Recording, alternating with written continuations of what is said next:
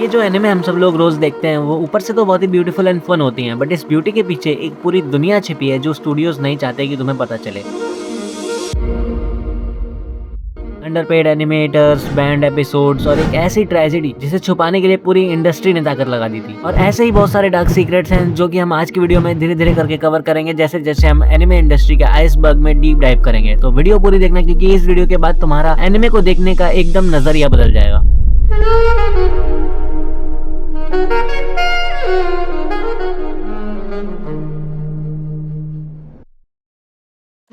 Hello flash God army, की हालचाल सब बढ़िया है ना। और आज की वीडियो में हम एनिमे इंडस्ट्री के आइसबर्ग को एक्सप्लोर करेंगे एंड देखेंगे एनिमे इंडस्ट्री के ऐसे सीक्रेट्स जो सुन के तुम्हारा एनिमे इंडस्ट्री से भरोसा ही उठ जाएगा। बट एक छोटी सी वार्निंग, कुछ चीजें आज की वीडियो में थोड़ी हैवी रहने वाली है, क्योंकि कुछ टॉपिक्स बहुत ही सेंसिटिव है। तो अगर तुम ज्यादा डिस्टर्बिंग कंटेंट नहीं झेल पाते हो तो इस वीडियो को स्किप कर देना, अगली वीडियो पे आ जाना। तो बेसिकली आइसबर्ग वीडियोस में जो चीज कम सेंसिटिव होती है वो टॉप पे होती है, एंड जैसे जैसे आइसबर्ग के बॉटम की ओर बढ़ते हैं वैसे वैसे सीन्स खतरनाक होने लगते हैं। एंड फाइनली आता है वो जोन जहाँ सनलाइट भी नहीं पहुंचती, एंड वहीं सबसे ज्यादा डार्क सीक्रेट्स छुपे होते हैं। बट अभी तो हम आइसबर्ग के टिप पर हैं, अबव दी वाटर। यहाँ हवा ठंडी चल रही है, बट सनलाइट की वजह से ज्यादा ठंड लग नहीं रही। एनिमे सीजनल सिस्टम, हर सीजन यानी गर्मी, सर्दी या ऑटम के मौसम में नए नए शोज एनिमे की रिलीज होते रहते हैं, एंड स्टूडियोज साइमल्टेनियसली एक नहीं मल्टीपल प्रोजेक्ट को हैंडल करते हैं। एंड यस, ये तो नॉर्मल सी बात है, that's why it's on the tip of the iceberg. Number 2 पे आते हैं फिलर एपिसोड। तो अगर स्टूडियोज सिर्फ मांगा की स्टोरी फॉलो करते जाएं, एक दिन वो मांगा के साथ साथ कैचअप कर लेंगे। मतलब एनिमे आगे निकल जाएगा और मांगा का अगला चैप्टर अभी तक आया भी नहीं होगा। अब स्टूडियो के पास एनिमे दिखाने के लिए कंटेंट ही नहीं बचेगा। तो ऐसा ना हो इसके लिए टू बाय टाइम, ताकि मांगा थोड़ी और चैप्टर्स आगे बढ़ जाए, स्टूडियोज क्या करते हैं वो अपनी तरफ से नया ओरिजिनल कंटेंट बनाते हैं जो ओरिजिनल मांगा स्टोरी में होता ही नहीं है। ये सीन्स एनिमे ओनली होते हैं, स्टोरी को आगे नहीं बढ़ाते, बट टाइम पास करते हैं ताकि मांगा के पास टाइम हो नए चैप्टर्स रेडी करने के लिए, जो कि बाद में एनिमे अडैप्ट कर पाए। इसका एक एग्जांपल हमें नारुतो में मिलता है। नारुतो और क्रू एक रैंडम विलेज में जाते हैं एक चैप्टर में, एंड एक रैंडम से विलेन से लड़ते हैं जो कभी मांगा में था ही नहीं। ऐसे ही एपिसोड्स को हम फिलर एपिसोड्स कहते हैं, जो कि मांगा की स्टोरी में नहीं होते, बट मांगा की प्रोग्रेशन आगे हो जाए इसलिए ऐसे एपिसोड्स डाले जाते हैं। अब तुम कहोगे भाई ये क्या सीक्रेट बता रहा है, ये तो सबको ही पता है। मैं डिनाई भी नहीं कर सकता ये बात। हाँ, ये सब कैजुअल बातें ऑलमोस्ट हर फैन को पता ही होती हैं, बट तभी तो हम अबव द सरफेस की बातें कर रहे हैं। अभी तो आगे जैसे जैसे आइसबर्ग में नीचे जाएंगे वैसे वैसे चीजें डार्कर टर्न लेंगी। तो अब हम लोग बढ़ते हैं नेक्स्ट लेवल की ओर,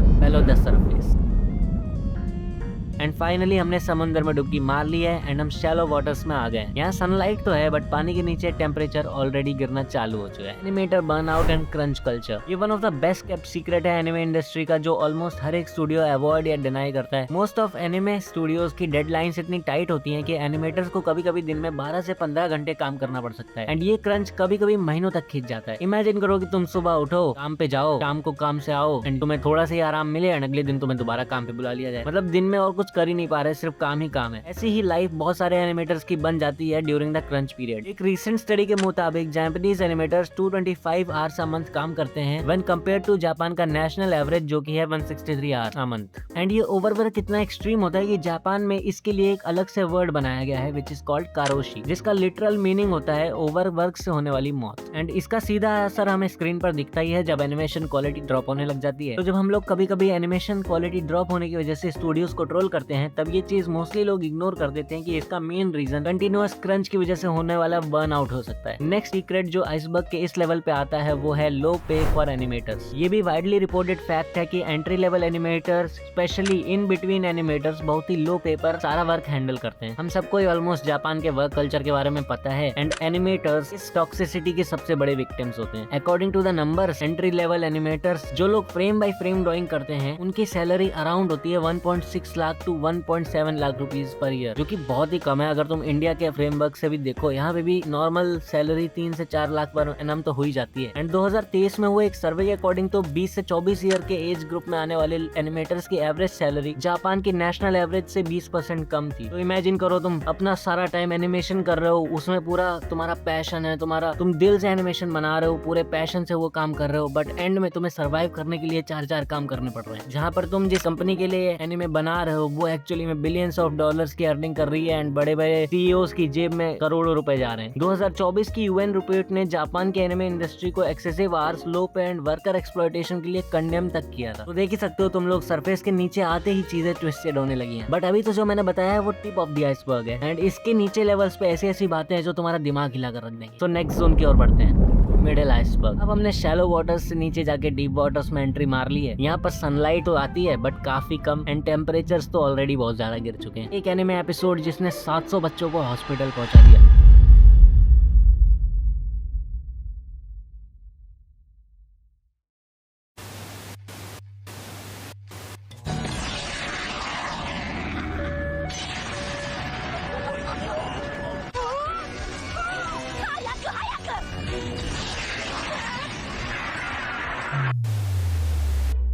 तो रात थी दिसंबर 1997 की। पोकेमोन का एक एपिसोड डेनो सेंशी पॉलीगॉन जापान में एयर हुआ। एपिसोड के एक सीन में पिकाचू इलेक्ट्रिक अटैक यूज करता है एंड उसके बाद स्क्रीन पे red blue strobe lights flash होती हैं। लिटरली हर सेकंड में 10 से 12 बार ये लाइट फ्लैश होती हैं। उस सीन के 20 मिनट के बाद जापान भर में 685 बच्चे एम्बुलेंस में हॉस्पिटल ले जाए जाते हैं। सीजर्स, उल्टी, टेम्परेरी ब्लाइंडनेस के सिम्टम्स जैसे इलनेस डॉक्यूमेंट होने लगते हैं। इवन कुछ रिपोर्ट्स की माने तो अफेक्टेड किड्स का नंबर 12,000 तक पहुंच गया था जब न्यूज चैनल्स ने दोबारा इसी फुटेज को अपनी कवरेज में दिखा दिया। एंड इस रिजल्ट के बाद ये एपिसोड उस दिन के बाद पूरी दुनिया में कभी नहीं दिखाया गया। इवन पोकेमोन शो तक 4 महीने के लिए बंद हो गया था। एंड पोरीगॉन जो इस सीन में कुछ गलत किया भी नहीं था, वो कैरेक्टर आज तक हमें एनिमे में कभी लीड रोल में नहीं दिखा। फैंस इस ट्रेजेडी को पोकेमोन शॉक के नाम से रिफर करते हैं। Studio bankruptcies and shutdown. बहुत लोग नहीं जानते कि छोटी एनिमेशन स्टूडियोज इतनी ज्यादा अंडर फंडेड होती हैं कि वो एक्चुअली शो कंप्लीट करने के बाद भी बैंक्रप्ट हो जाते हैं। 2024 में 1/3 से ज्यादा एनिमे स्टूडियोज ने एक्चुअली लॉस रिपोर्ट किया। इसके बावजूद की इंडस्ट्री $25 बिलियन से ज्यादा कमा रही है। मोस्टली बिकॉज एनिमे इंडस्ट्री में बड़े स्टूडियोज के नीचे डजन्स ऑफ सब कंट्रैक्टर स्टूडियोज काम करते हैं। वही लोग actually frame by frame animation बनाते हैं और उन्हें इस चीज का क्रेडिट भी नहीं मिलता। बट ये तो कुछ भी नहीं है in front of the controversies, racing and plagiarism controversies. Basically imagine करो तुम्हारा पूरा करियर तुमने एक एनिमे पे काम किया और जब तुम उस एनिमे को सिनेमा में देखने गए एंड क्रेडिट सीन रोल हुआ तब उसमें तुम्हारा नाम तक नहीं आया। तो कई बार एनिमे स्टूडियोज पे एलिगेशंस लगे कि उन्होंने दूसरे आर्टिस्ट के वर्क को बिना क्रेडिट दिए ट्रेस किया, चाहे वो बैकग्राउंड आर्ट हो, फाइट सीन्स हो या कोई और सीन। फैंस जब कंपेयर करते हैं फ्रेम बाय फ्रेम तब ये चीजें एक्सपोज होने लगती हैं, जैसे कि ब्रूस ली एंड एक एनिमे के फाइट सीन्स जो कि मैं यहाँ नहीं लगा सकता ड्यू टू कॉपीराइट रीजंस, तुम्हें पता होगा उसके इसी कंट्रोवर्सी के बारे में। ये इंडस्ट्री की वो रियलिटी है जो बहुत लोग इग्नोर कर देते हैं। एंड इसी से रिलेटेड एक ट्रेजेडी इस वीडियो के एंड में है। अब हम जिस जोन में एंट्री मार रहे हैं वहाँ के राज सिर्फ हार्डकोर फैंस को पता होते हैं। यहाँ विजिबिलिटी इतनी लो गई है कि बिना लाइट के ये राज दिखेंगे भी नहीं। वॉइस एक्टर पे disparity.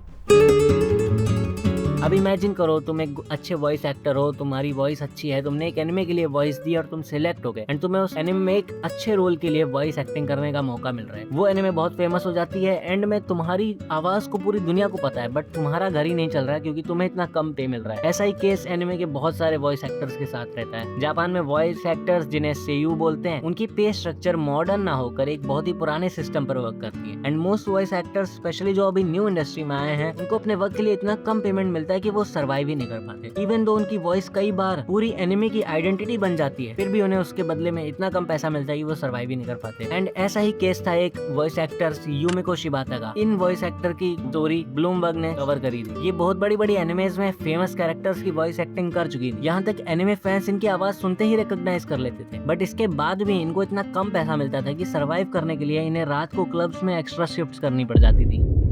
The curse of Minky Momo. So 1980s में मैजिकल प्रिंसेस मिंकी मोमो नाम का एक मैजिकल गर्ल एनिमे आया था जब हम सब लोग पैदा भी नहीं हुए होंगे। ये शो काफी पॉपुलर हुआ था उस टाइम पे, बट उसके बाद भी इससे रिलेटेड मर्चेंटाइज की सेल्स इतनी वीक थी कि इस शो की फंडिंग धीरे धीरे कट कर दी गई। एंड इस बात से शो के क्रिएटर्स इतने ज्यादा फ्रस्ट्रेट हो गए कि गुस्से में आकर उन्होंने एपिसोड 46 में अपनी खुद की लीड एक्ट्रेस को एक कार एक्सीडेंट में खत्म कर दिया।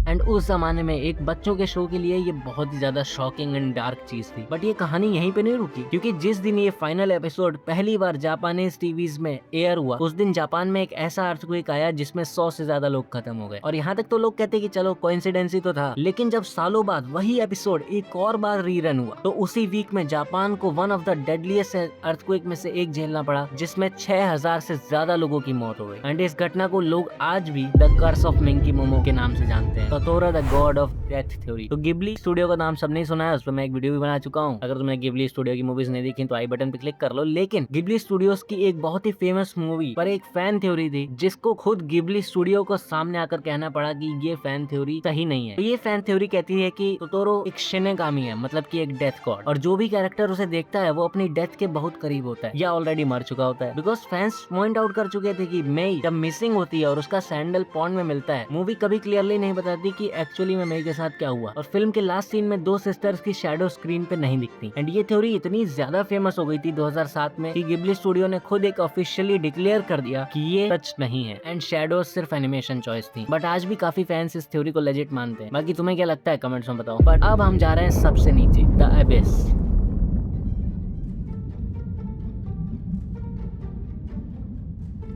एंड अब हम लोग आइसबर्ग के एकदम बॉटम पे पहुंच गए हैं। यहाँ ना तो सनलाइट है, ना किसी टाइप की लाइट, और शैडोज में कौन से मॉन्स्टर्स घूम रहे हैं ये तो मुझे भी नहीं पता।